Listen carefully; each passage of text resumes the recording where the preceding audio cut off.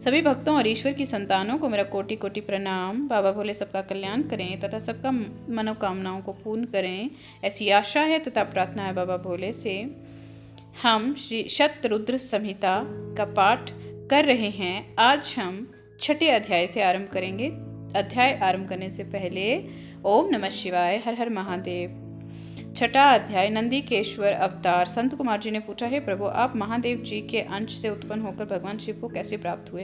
कृपा कर मुझे इस उत्तम कथा का वर्णन सुनाइए। नंदीश्वर बोले, हे ब्रह्मपुत्र संत कुमार जी, शिलाद नामक एक धर्मात्मा मुनि थे। एक बार जल पुत्र की कामना से शिलादी ऋषि इंद्र की तपस्या और उसका ध्यान करने लगे।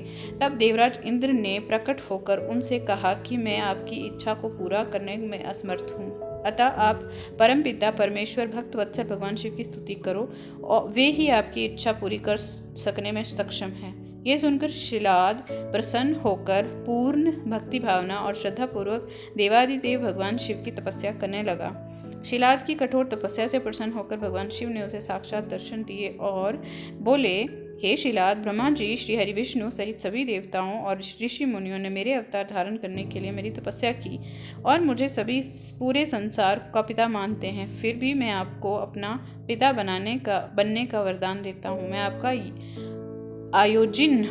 आयोनिज पुत्र बनकर जन्म लूंगा और मेरा नाम नंदी होगा। ये कहकर भगवान शिव वहां से अंतर्ध्यान हो गए। तत्पश्चात शिलाद भगवान शिव की जय जयकार करते हुए अपने आश्रम में चले गए। वहां उन्होंने सभी को ये बात बताई। कुछ समय उपरांत मेरे पिता शिलाद यज्ञ भूमि को सही कर रहे थे कि उसी समय में भगवान शिव की आज्ञा से उनके शरीर से उत्पन्न हुआ। तब चारों ओर प्रसन्नता छा गई जब मेरे पिता शिलाद ने मेरे बाल रूप को देखा, जो सूर्य और अग्नि के समान तेज, प्रभावशाली और प्रकाशमान था। हाथ में त्रिशूल एवं सिर पर जटाजूट धारण किया था। तो मेरा रूप देखकर वे आनंद से झूम उठे। शिलाद बोले, हे सुरेश्वर, आपने मुझे बहुत आनंद दिया है, इसी कारण मैं आपका नाम नंदी रखता हूँ। तब मेरे पिता अत्यंत प्रसन्न होकर भगवान शिव की स्तुति करने लगे। तत्पश्चात वे अपनी कुटिया में चले गए। उस कुटिया में जाकर मैंने अपने इस रूप का त्याग कर दिया और साधारण बालक की भांति रहने लगा। तब मेरे पिता शिलाद ने मेरे नामकरण आदि संस्कार पूरे किए। 5 वर्ष का होने पर मुझे संपूर्ण वेदों का अध्ययन कराया गया। जब मैं 7 वर्ष का हुआ तो देवादिदेव भगवान शिव की आज्ञा से मित्र और वरुण नामक मुनि मुझे देखने मेरे आश्रम आए। मेरे पिता शिलाद ने उन दोनों को उत्तम आसन पर बैठाया और उनकी बहुत आवभगत की।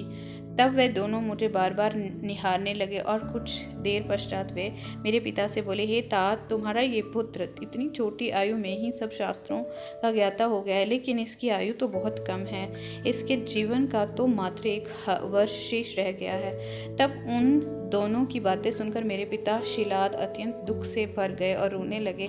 अपने पिता को इस प्रकार दुखी देखकर नंदीश्वर ने उनसे प्रश्न किया। वे पूछने लगे, पिताजी, आप किस कारण इतना दुखी हो रहे हैं? तब पिता शिलाद ने मुझे मेरी अल्प आयु के विषय में बताया।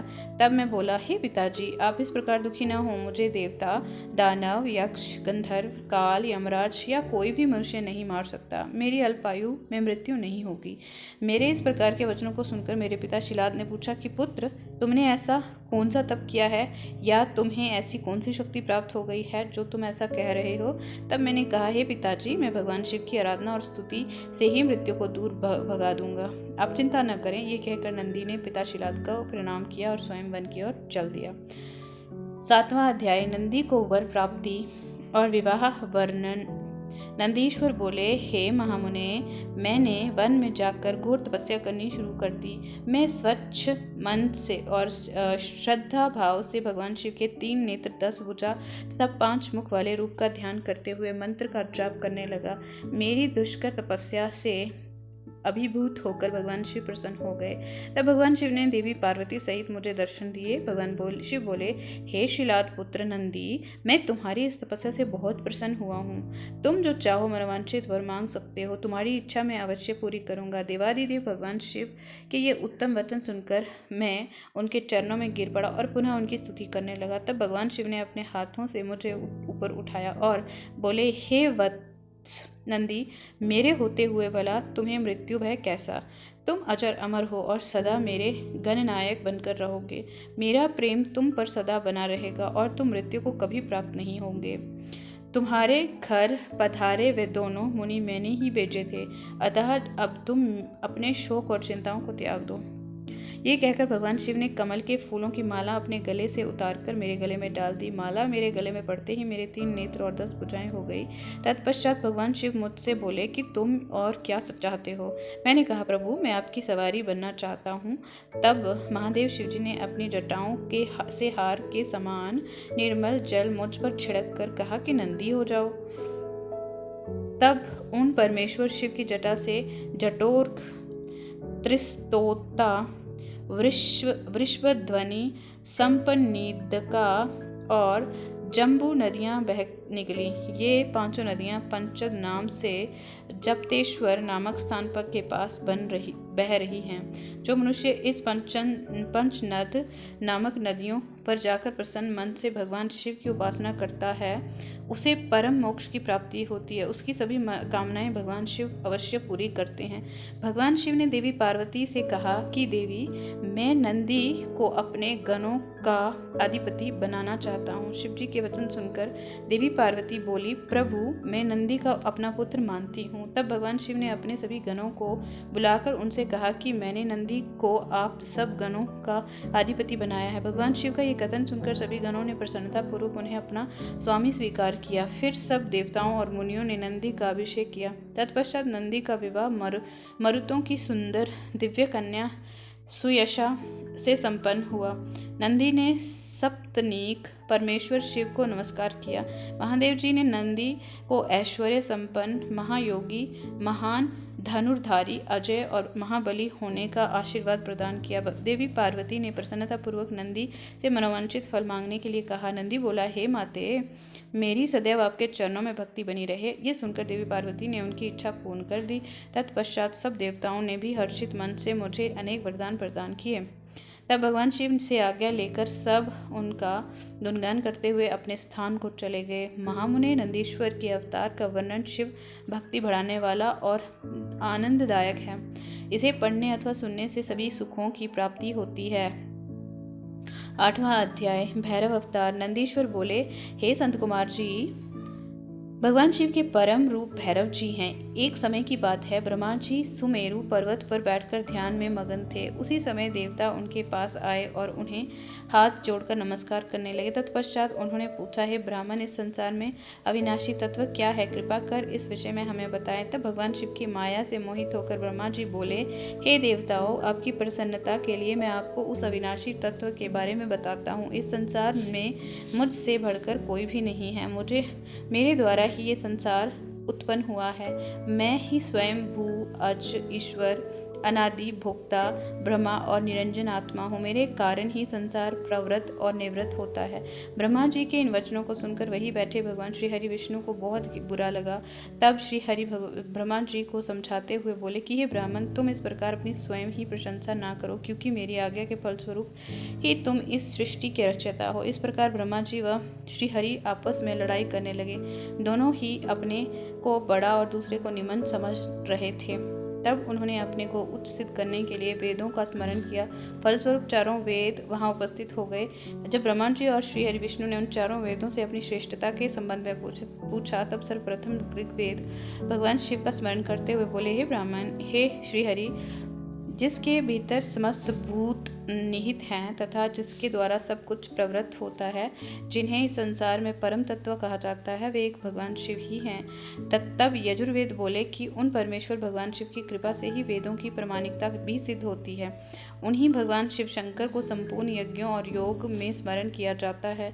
तत्पश्चात सामवेद बोले कि जो समस्त संसार के लोगों को भरम आता है और जिसकी खोज में सदा ऋषि मुनि लगे रहते हैं, जिसकी कांति से सारा विश्व प्रकाशमान होता है, वे त्र्यंबकम महादेव जी हैं। इस पर अथर्व बोल उठे, भक्ति से साक्षात्कार कराने वाला तथा समस्त दुखों का नाश करने वाले एकमात्र महादेव शिव ही हैं। वेदों द्वारा कहे गए इन वचनों को सुनकर ब्रह्मा और विष्णु बोले, हे वेदों, तुम्हारे वचनों से सिर्फ तुम्हारी अज्ञानता ही झलकती है। भगवान शिव तो सदा नंगे रहते हैं, अपने शरीर पर भस्म धारण कर रखते हैं। उनके सिर पर जटाजूट व गले में रुद्राक्ष है। वे सर्पों को भी धारण करते हैं। भला शिव को परम तत्व कैसे कहा जा सकता है? उन्हें परम ब्रह्मा किस प्रकार माना जा सकता है? ब्रह्मा जी और श्री हरि विष्णु के इन वचनों को सुनकर हर जगह मूर्त और अमूर्त रूप में विद्यमान रहने वाले ओमकार बोले कि भगवान शिव शक्तिधारी हैं, वही परमेश्वर हैं तथा सबका कल्याण करने वाले हैं। वे महान लीलाधारी हैं और इस संसार में सब कुछ उनकी आज्ञा से ही होता है। ओमकार की बातें सुनकर भी ब्रह्मा जी और विष्णु जी की बुद्धि में ये बातें नहीं आई और वे इसी प्रकार आपस में लड़ते रहे। उनका विवाद खत्म होने का नाम ही नहीं ले रहा था। तभी उन दोनों के बीच में एक विशाल ज्योति प्रकट हो गई। इस विशाल ज्योति का ना तो आरंभ था और ना ही अंत था। उस अग्नि की ज्वाला से ब्रह्मा जी का पंचवां मुख जलने लगा। उसी समय कल्याणकारी भगवान शिव वहां प्रकट हो गए। ब्रह्मा जी शिव जी से बोले, हे पुत्र, तुम मेरी शरण में आओ, मैं तुम्हारी रक्षा करूंगा। तुम मेरे सिर से ही प्रकट हुए हो। तुमने प्रकट होकर मेरा रोना आरंभ कर दिया था, इसी कारण मैंने तुम्हारा नाम रुद्र रखा था। ब्रह्मा जी के इस प्रकार के वचनों को सुनकर सर्वेश्वर भगवान शिव को भी क्रोध आ गया। उनके क्रोध से तत्काल ही वहाँ एक पुरुष उत्पन्न हो गया। उसका नाम भैरव था। भगवान शिव ने उस पुरुष को आदेश देते हुए कहा, हे कालराज, तुम साक्षात काल के समान हो, इसीलिए आज से तुम जगत में काल भैरव के नाम से विख्यात होंगे। तुम ब्रह्मा पर शासन करो और उनके गर्भ को नष्ट करो तथा इस संसार का पालन करो। आज मैं तुम्हें काशीपुरी का आधिपत्य प्रदान करता हूँ। वहाँ के पापियों को दंड देना तुम्हारा ही कार्य होगा। वहाँ के मनुष्य द्वारा किए गए अच्छे बुरे कर्मों का लेखा चित्रगुप्त स्वयं लिखेंगे। भगवान शिव के इस आदेश को काल भैरव ने प्रसन्नता पूर्वक ग्रहण किया। तत्पश्चात उन्होंने अपनी बाईं अंगुली के अग्रभाग से ब्रह्मा जी का 5वां सिर काट दिया। ये देखकर ब्रह्मा जी भयभीत होकर शतरुद्रीय का पाठ करने लगे। भगवान शिव की कृपा से दोनों के बीच का विवाद तुरंत समाप्त हो गया। उन्हें शिव जी का अपमान करने पर अत्यंत पश्चातावा होने लगा। भगवान शिव भक्त वत्सल हैं और अपने भक्तों का सदैव कल्याण करते हैं। उन्होंने ब्रह्मा जी और विष्णु जी को भी क्षमा करके उन्हें अभय प्रदान कर दिया। तत्पश्चात भगवान शिव ने काल भैरव को आज्ञा प्रदान की कि वे सदा ब्रह्मा और विष्णु का आदर करें और पापियों को दंड प्रदान करें। 9वां अध्याय, भैरव जी का अभिवादन। नंदीश्वर बोले, हे संत कुमार जी, भगवान शिव का आशीर्वाद पाकर भैरव जी कालों के भी काल हुए। उन्होंने अपने प्रभु भगवान शिव की आज्ञा से कपालिक व्रत को धारण किया है। काल भैरव हाथ में कपाल लेकर काशी नगरी की ओर चल दिए, परंतु ब्रह्म हत्या नामक कन्या उनके पीछे लग गई।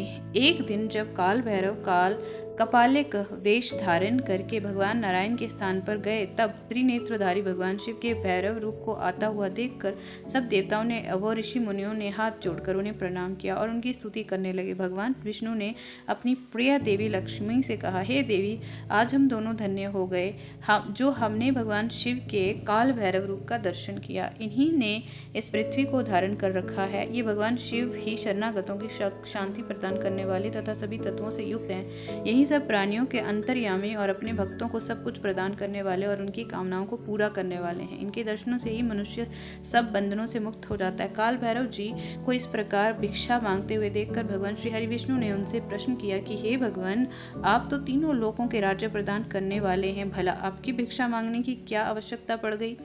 तब विष्णु जी के इस प्रकार के वचनों को सुनकर काल भैरव जी बोले, हे नारायण, मैंने ब्रह्मा जी के 5वें सिर को काट दिया था, इसीलिए अपने द्वारा किए गए पाप का पश्चाताप करने हेतु मैं यहाँ ये कर रहा हूँ। तब काल भैरव के इन वचनों को सुनकर भगवान विष्णु बोले, हे भैरव, आप तो समस्त दुखों का नाश करने वाले विघ्नहर्ता हैं। आप सदा ही लीलाएं करते रहते हैं। तब देवी ने भिक्षा के रूप में मनोरथी नाम की विद्या भैरव जी को भिक्षा पात्र में डाल दी। भिक्षा पात्र प्राप्त करके भैरव जी अन्य स्थान की ओर चल पड़े। तभी विष्णु जी ने भैरव जी के पीछे जाती हुई ब्रह्म हत्या को देखा तो उससे कहा कि वह शिव जी का पीछा छोड़ दे, परंतु ब्रह्म हत्या ने कहा कि इस बहाने ही मैं शिव जी की सेवा करती हूँ। ये कहकर ब्रह्महत्या फिर भैरव जी का पीछा करते हुए काशी नगरी के समीप आ गई। वहां पहुंचते ही ब्रह्महत्या पाताल में समा गई और ब्रह्मा जी का सिर भैरव जी के सिर से छूटकर पृथ्वी पर गिर पड़ा। जिस स्थान पर काल भैरव जी के हाथ से ब्रह्मा जी का 5वां सिर गिरा था, उस वे स्थान कपाल मोचन तीर्थ के नाम से प्रसिद्ध हुआ। जब तक भैरव जी पूरी पृथ्वी का भ्रमण करके काशी नहीं पहुंचे, उनके हाथ में ब्रह्मा जी का सिर चिपका रहा और काशी पहुंचते ही वे छूट गया। इसीलिए काशी नगरी को पाप नाशिनी माना जाता है और ये सत्पुरुषों द्वारा सदा सेवनीय है। जो मनुष्य शुद्ध हृदय से कपाल मोचन भैरव जी का स्मरण करता है, उसके जन्म जन्मांतरों का पाप नष्ट हो जाता है। कपाल मोचन तीर्थ में जाकर विधि पूर्वक पिंडदान और देव पितृ तर्पण करने से मनुष्य ब्रह्महत्या के पास से भी छुटकारा पा लेता है। प्रतिदिन भैरव जी का दर्शन करने से मनुष्य के समस्त पापों का नाश हो जाता है। काशी में रहने वाला जो पुरुष कृष्णाष्टमी के दिन या मंगलवार को भैरव जी के दर्शन करता है, उसके सभी पापों का नाश हो जाता है। 10वां अध्याय नरसिंह लीला वर्णन। नंदीश्वर बोले, हे प्रभु, शार्दुल नामक भगवान शिव के अवतार के बारे में मैं तुम्हें बताता हूँ। कल्याणकारी भगवान शिव के एक बार अग्नि के समान जलते हुए शरभ रूप को भी धारण किया था। वैसे ही तो भगवान शिव अपने भक्तों की रक्षा करने का और उनका कल्याण करने हेतु अनेक अवतार धारण करते हैं, जिनकी गणना करना असंभव है। एक बार अपने द्वारपालों जय विजय को दिए गए शाप के कारण वे दोनों दिति पुत्र कश्यप जी के पुत्रों के रूप में उत्पन्न हुए। पहला पुत्र हिरण्यक कश्यपु और दूसरा हिरण्याक्ष रूप में विख्यात हुआ। इन दोनों ने घोर तपस्या करके ब्रह्मा जी से वरदान प्राप्त कर लिया और पूरे संसार में उपद्रव करना आरंभ कर दिया। वे किसी से डरते नहीं थे और ऋषि मुनियों और देवताओं को शत्रु बनाकर उन्हें सदैव नुकसान पहुंचाते थे। उन्होंने शौनित नगर को अपनी राजधानी बनाया था। तीनों लोकों पर विजय का लक्ष्य बनाकर निरंतर युद्ध में लगे हुए थे। वे बहुत पापी और दुराचारी हो गए थे। इस प्रकार उनके पाप दिन प्रतिदिन बढ़ते जा रहे थे।